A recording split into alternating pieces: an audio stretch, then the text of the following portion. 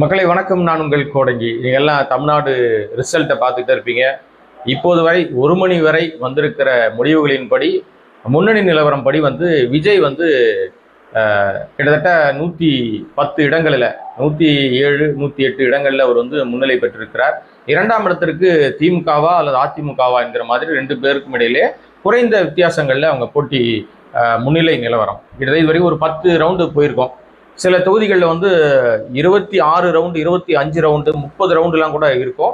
இப்போதைக்கு ஒரு 10 ரவுண்ட் போயிருக்கு. 10 ரவுண்டில் முன்னிலையில் விஜய், தாவேகா விஜய் விசில் சத்தம் இங்கே அதிகமாக கேட்டிருக்கிறது. ஆனால் இது உண்மையிலேயே ஒரு வித்தியாசமான ஆச்சரியமான ஒரு முடிவை தான் இது நம்ம இந்த நடவடிக்கை போகுது. உண்மையிலேயே எல்லா மக்களும் விஜய்க்கு ஓட்டு போட்டிருக்காங்களா அப்படின்னா வருகிற முடிவுகள் அதைத்தான் சொல்லுகிறதாக இருந்தாலும் இதில் பல சந்தேகங்களை நம்ம எழுப்ப வேண்டியிருக்கு. ஏன்னா உடனே தோத்து போயிட்டா சந்தேகங்கள் எழுப்புவாங்க அப்படின்ற மாதிரி இல்லைங்க. நிச்சயமாக கடந்த 5 ஆண்டு காலத்தில் திமுக அரசாங்கம் செய்த பல விஷயங்கள் நிச்சயமாக முந்தைய ஆட்சி காலங்களில் இருந்த பல்வேறு சிக்கல்களை விட இந்த 5 ஆண்டு காலத்தில் திமுக பல நிறைவான பணிகளை செய்திருக்கிறது. பெண்களுக்காக இருக்கட்டும், பல மாணவர்களுக்காக இருக்கட்டும், பல்வேறு விஷயங்கள்ல அவர்கள் நிறைய விஷயம் செஞ்சாங்க. ஆனாலும் அவர்கள் எப்படி இந்த மோசமான ஒரு நிலைமைக்கு தள்ளப்பட்டிருக்கிறார்கள்? ஏன்னா திமுகவை எப்படியாவது அழித்தொழிக்க வேண்டும் என்பதில் விஜயை விட மிக மோசமாக பயங்கரமா சண்டை போட்டுக்கிட்டு இருக்கிறது யார் அப்படின்னா அது பாஜக தான்.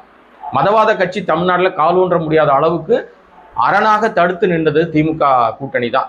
ஆனால் இன்றைக்கு திமுகவை ஒழித்து விட வேண்டும் என்றதுல பயங்கரமா வேலை பார்த்துருக்காங்கன்னு இந்த முடிவுகள் மூலமா நம்ம தெரிஞ்சுக்க முடியும். ஆனால் இங்கே எழும்பிய இந்த விசில் சத்தம் ஏன் பாண்டிச்சேரியில் கேட்கல? பாண்டிச்சேரியிலையும் போய் திமுகவை நம்பாதீங்க, திமுக ஓட்டு போடாதீங்க அப்படின்னு அவர் சொன்னாரு. ஆனால் அங்கே 0 லெவல்ல தான் இருக்காங்க. அங்க ஒண்ணுமே இல்லை. அந்த தாவேக்காவோ விஜயோ விசிலோ எதுவுமே அங்க ஈடுபடவே இல்லை. அங்க மீண்டும் அந்த என்ஆர் காங்கிரஸும் பாஜக கூட்டணி தான் வெற்றி பெறுகிறது. காங்கிரஸ் அடுத்த இடத்துக்கு வர்றாங்க. அதாவது இந்தியா கூட்டணியா இருக்கிறவங்க அவங்க காங்கிரஸ் தனியா நிற்கிறாங்க, திமுக தனியா நிற்கிறாங்க. அப்படி இருந்தாலும் அங்க விசில் சத்தம் எடுபடவே இல்லை. பக்கத்து யூனியன் டெரிட்டரியா இருக்கிற பாண்டிச்சேரியில விஜயோட லெவல் அவ்வளவுதான். ஆனால் தமிழ்நாட்டில் மட்டும் இங்கே எப்படி விஜய் இவ்வளவு பெரிய ஒரு விஷயத்தை பெறுகிறார் என்றால் ஏதோ ஒரு உள்ளான வேலை நடந்திருக்கிறதோ, பாஜகவுடைய சித்தாந்தம், கைங்கரியம், அந்த மிஷின், நம்ம தான் மிஷினை நம்புறதே கிடையாது, கருத்து கணிப்புகளையும் நம்புறதில்லை. ஆனால் எல்லாவற்றையும் தவிடுபொடியாக்குற வகையை இவங்க முன்னாடி இதை ஒரு 60 இடங்கள்ல 1500 ஓட்டு, 500 ஓட்டு, 300 ஓட்டு வித்தியாசங்கள்ல தான் முன்னிலை இருக்கிறது. நான் இப்ப பேசிக்கிட்டு இருக்கிற 1 மணி நிலவரப்படி தாவேகா அதான் மேஜிக் நம்பர்னு சொல்லப்படுகிற 118 தொடல, 107 108 அதிகப்படி 110 திருப்பி 108க்கு வந்துருது, 107க்கு வருது. இப்படியே தான் நின்று கொண்டிருக்கிறார்கள். திமுக 41 42ல இருந்து அப்படியே படிப்படியாக நான் கூட பேசுகிற அந்த நேரத்தில் 62 இடங்களை அவர்கள் முன்னிலை வைப்பதாக சொல்லப்படுது. 78 இடங்கள்ல இருந்த 80 இடங்கள்ல இருந்த அதிமுக படிப்படியாக குறைந்து 61 இடங்கள்ல வந்திருக்குது. திமுக மெதுவாக முன்னேறுகிறது. 2ஆம் இடம் பிடிக்குமா, 3ஆம் இடம் பிடிக்குமா, அல்லது தொங்கு சட்டமன்றத்துக்கு சூழ்நிலை உருவாகுமா?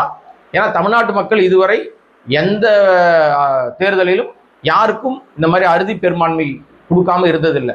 ஒருத்தரை நம்பிட்டா மொத்தமா நம்பிடுவாங்க. அப்படிதான் தமிழ்நாட்டு தேர்தல் நிலவரம் இதுவரை இருந்திருக்கிறது. இப்போ அந்த மேஜிக் நம்பர்னு 118 தொடுவதற்கு விஜய்க்கு இன்னும் 6-7 இடங்கள், ஒரு 10 இடங்கள் தேவைப்படுது. நான் பேசிக்கிட்ட நேரத்தில் என்னவாலும் மாற்றம் நடக்கலாம். ஆனால் நமக்கு ஏற்பட்டிருக்கிற சந்தேகம், திமுக இவ்வளவு தூரம் மோசமான ஒரு பின்னடைவை சந்திப்பதற்கு எது காரணமாக இருக்கும் அப்படின்னா பிரதானமான காரணம் ஒரே ஒரு விஷயம் தாங்க. அது முழுக்க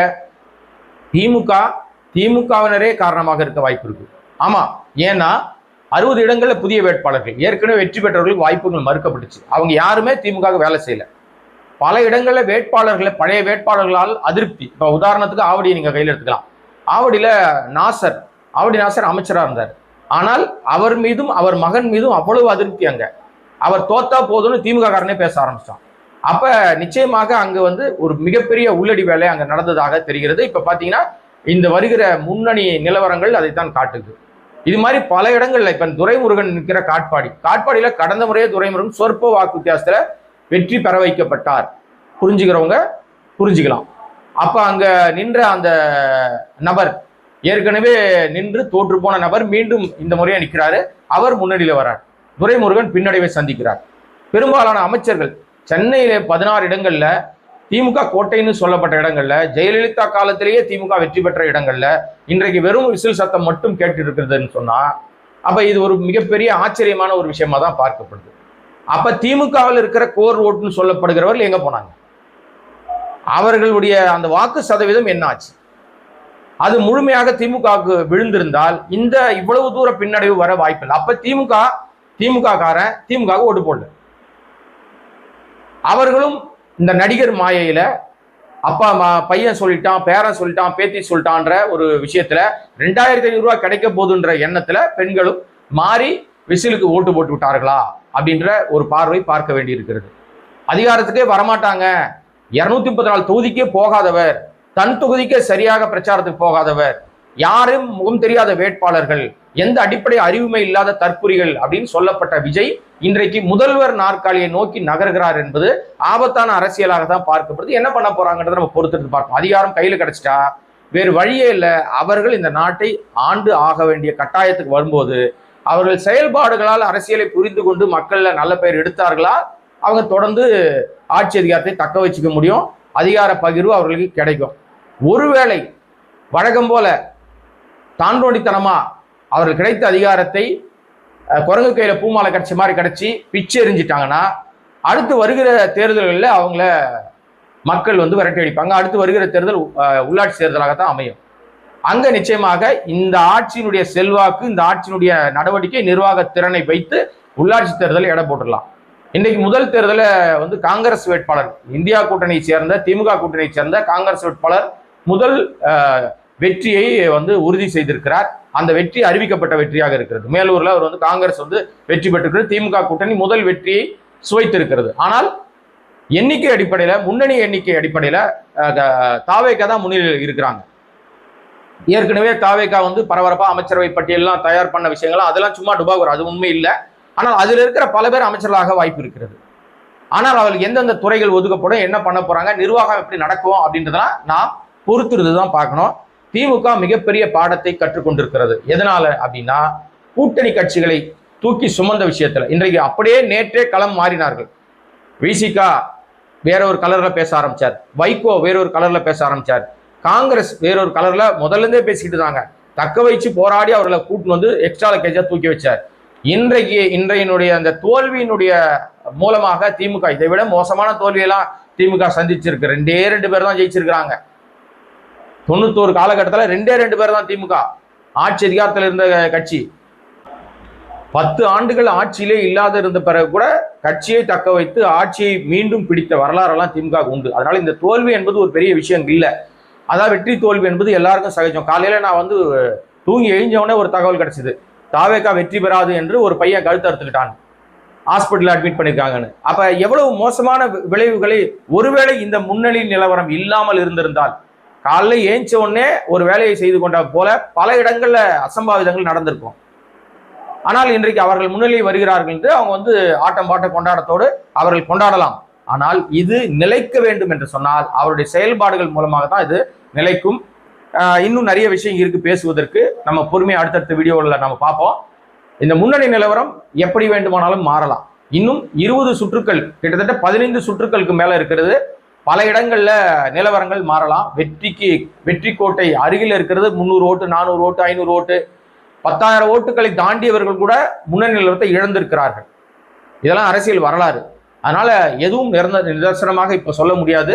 மீண்டும் மாலையில மறுபடியும் வேறொரு வீடியோவில் உங்களை சந்திக்கிறேன். அதுவரை தொடர்ந்து தேர்தல் முடிவுகளை கண்காணித்துக் கொண்டிருப்போம். யார் நிச்சயமாக யாருக்கு அறுதி பெரும்பான்மை கிடைக்கிறது அல்லது தொங்கு விஷயமா சத்தமே இல்லாமல் பேசாமல் அமைதியாக இருந்த எடப்பாடி சைலண்டா ஒரு குறிப்பிட்ட தனக்கான வாக்கு வங்கியை தக்க வைத்துக் கொண்டிருக்கிறார் என்பது இதில் மூலம் புரியுது. அப்ப ரெட்டலைக்கு வாக்கு சதவீதம் அது அப்படியே குறையாம இருக்கு.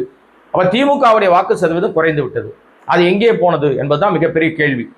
பாஜக இதுல வாங்கின 27-0 எங்கேயுமே முன்னிலை கிடையாது. ஆனால் அப்படியே நீங்க பாண்டிச்சேரி எடுத்தீங்கன்னா பாஜக மாபெரும் வெற்றி பெறுகிறது. தமிழ்நாட்டில் பாஜகவுக்கு ஒண்ணுமே இல்லை, செல்வாக்கே இல்லை.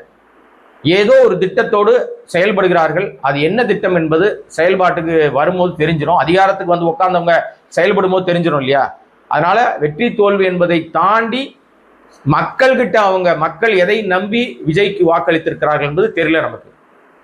அந்த நம்பியவர்களுக்கு அந்த நம்பிக்கை விஜய் சரியாக செயல்படுத்துவாரா, அல்லது வழக்கம் போல விஜய் செயல்பட்டு ஐயோ தெரியாம ஓட்டு போட்டுட்டுமேன்னு மக்கள் யோசிப்பார்களா?